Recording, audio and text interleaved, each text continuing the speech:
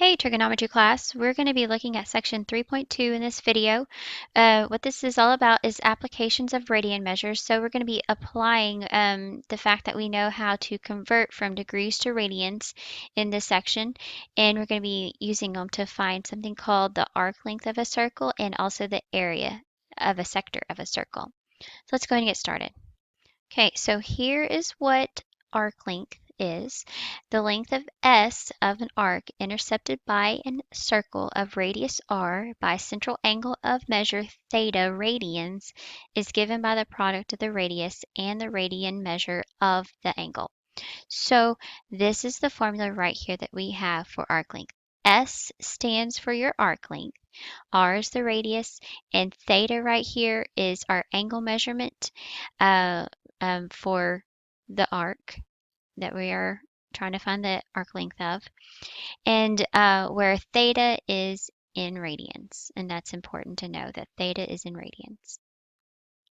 So like I said, this is just a caution here. When the formula S equals r theta is applied, the value of theta must be expressed in radians and not degrees. So remember, if you have theta equals something like 36 degrees, make sure you convert that degree measure into radians like we did in the last section, and then you can use it in this formula. All right, so in our first example, we're going to find arc length using this formula right here. And it says in this one, a circle has radius 25.6 centimeters. Find the arc length intercepted by a central angle having each of the following measures. So we're going to be doing this twice, once with this being our angle theta, and then another one being this being our angle theta.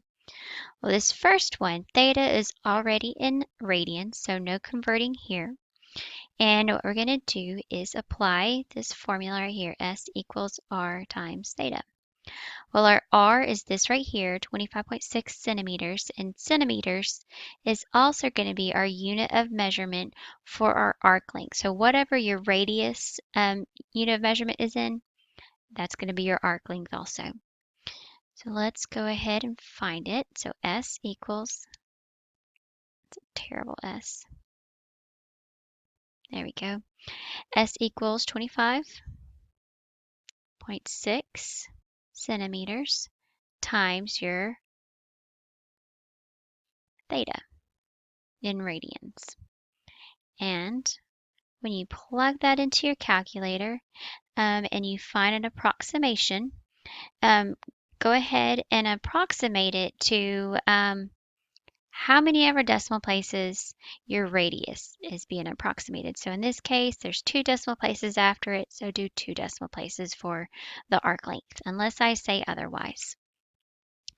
Okay, so for this one, after putting that into your calculator, this should give you, well, I'll put it in exact measurements first. It'll give you 22.4 pi centimeters, or you can express it as this right here, 70.37 centimeters. There you go. There's our answer for that one. Now part B, this right here, remember our theta is in degrees. We can't just straight plug it into our formula here. Theta must be expressed in radians. To convert theta to radians by multiplying it by pi over 180 degrees. And that ends up giving us, let's see, 3 pi over 10. All right, now let's plug it into our formula, S equals R theta. And S equals our radius, the 25.6 again. Oops. Sorry, I didn't mean to erase all of that. 25.6 times our 3 pi over 10. And that gets us an exact value of, let's see, 7.68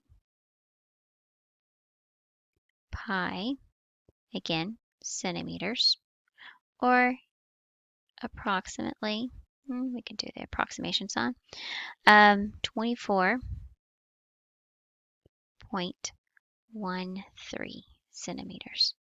And we're done. And that's how you find the arc length. Let's apply it further in our next example. All right, so in this example, we're using latitudes to find distances between two cities. We can also use longitudes to help us find distance between two cities also. But in this one, apparently these two cities that were given lie on the same longitude, and we are given the latitude. So Erie, Pennsylvania is approximately due north of Columbia, South Carolina. The altitude of Erie is 42 degrees north, while Columbia is 34 degrees north. Find the north-south distance between the two cities. So, to get our degree measurement, what we're kind of seeing here is, okay, here's the Earth. This is a really small degree. Let's say here is Columbia right here. We'll call it Columbia. And then here is Erie. We need to find that angle measurement right there. And how we do that is we're going to subtract our 42 degrees from 34 degrees. And that gets us our degree measurement that we need to use in finding this arc length distance right here. Let me highlight it in a different color for you. So right here, that's what we're looking for. Okay, so let's do that. Okay, so we're going to get our theta by subtracting the 42 degrees from and 34 degrees. And this is what we get, 8 degrees. And now, in order to find the arc length, remember your theta needs to be in radians. So multiply this by pi over 180 degrees. And then calculate that, we get 2 pi over 45 radians. Now we have our radian measurement for theta. Let's find our arc length. With already wrote over this, but the radius of the Earth is 6,400 kilometers. That's going to be our radius that we use. So from this point on the circle to over here, our radius is the 6,400 kilometers. So our arc length distance at the unit measurement is also going to be in kilometers for us. Let's find the distance between these two cities using S equals R times theta. R being 6,400 and theta being our 2 pi over 45. And there we get, let's see, approximately this right here. Okay, and that's what I got. Let's see, and it's in kilometers too. So there you go. That is the distance, approximate distance between our two cities right there, 190 kilometers. All right, I just recalculated this, and let's change this number right here to 4.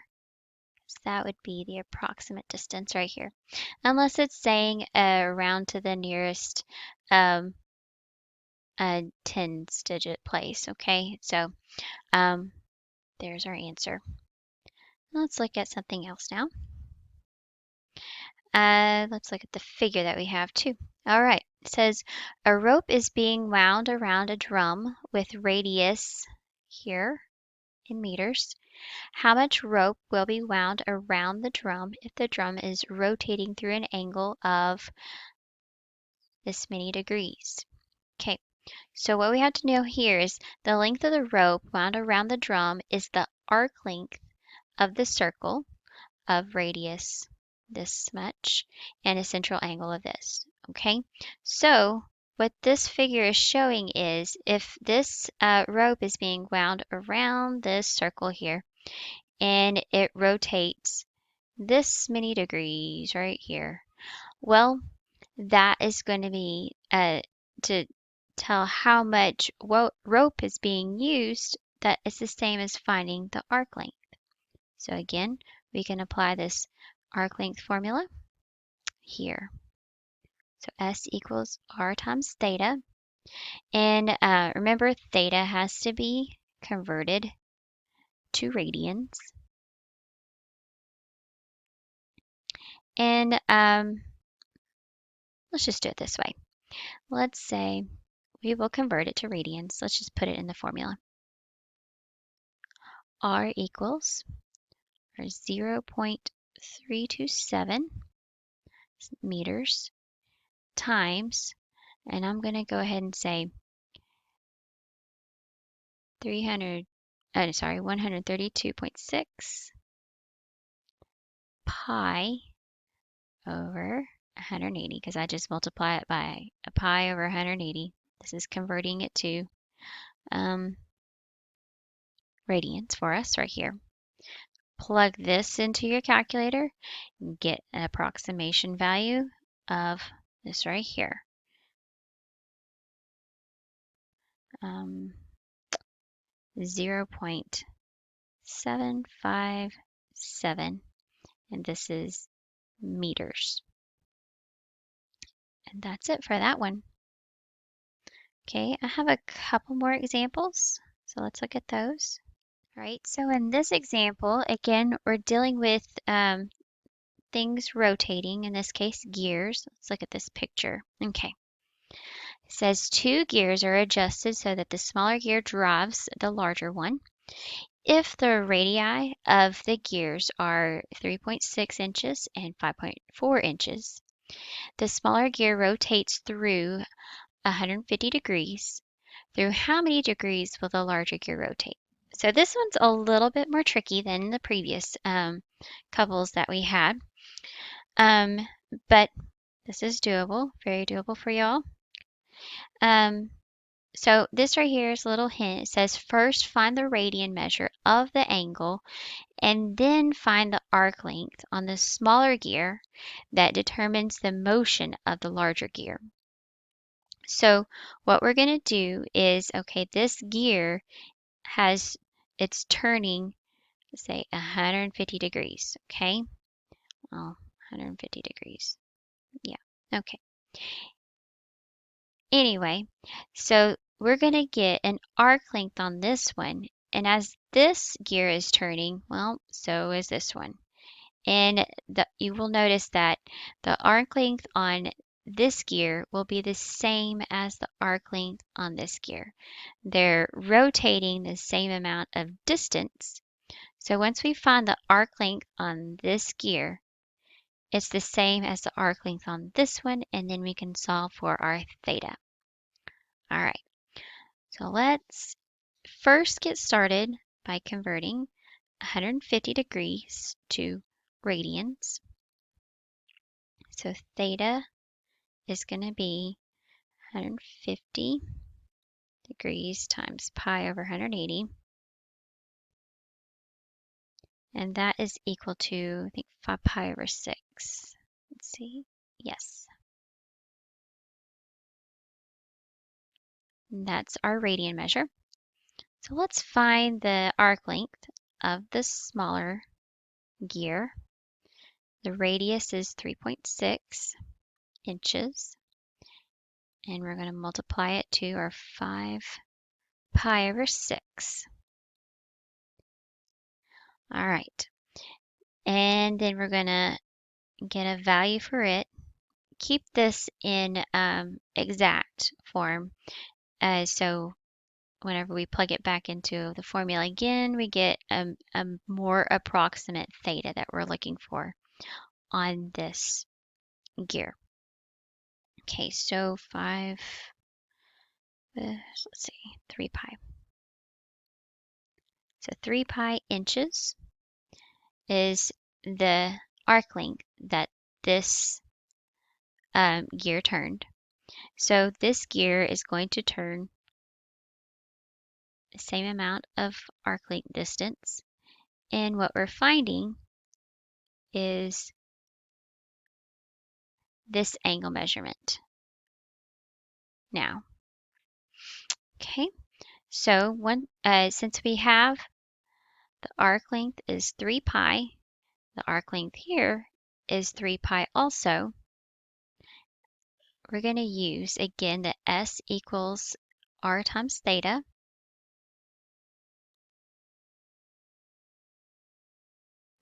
And our S in this case we know to be 3 pi, but our radius now has changed to 5.4. And now we solve for theta. And divide both sides. Let's say divide both sides by that. 5.4. So theta is equal to 3 pi over 5.4. And that is in, let's see, radians for us here. And we're going to have to convert it back to degrees. I think that's what through how many degrees will the larger gear rotate. So you can go ahead at this point if you want, take your theta measurement here and say, let's multiply it by 180 degrees over pi. And that gives us, this calculation right here will give us 100 degrees. And we're done with that one. Hopefully y'all understood that one and hopefully I didn't go through it too fast for y'all. All right, so the last thing we're going to look at here, just briefly, is something called the area of a sector of a circle. So the sector of a circle is just a portion of the area of a circle. And like this thing says, think of it as a piece of pie. So this shaded region right here is the area that we're going to determine in our next example. Let's look at our formula.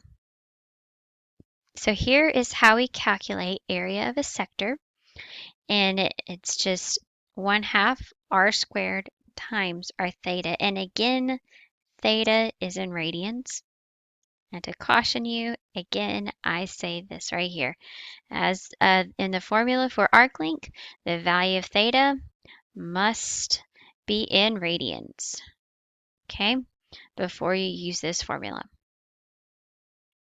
All right, so let's look at this last example I have for you. It deals with area of a sector of a circle, and it's drawn out for you right here. It says the area of a sector of a circle has radius 15.20 feet and a central angle of this right here.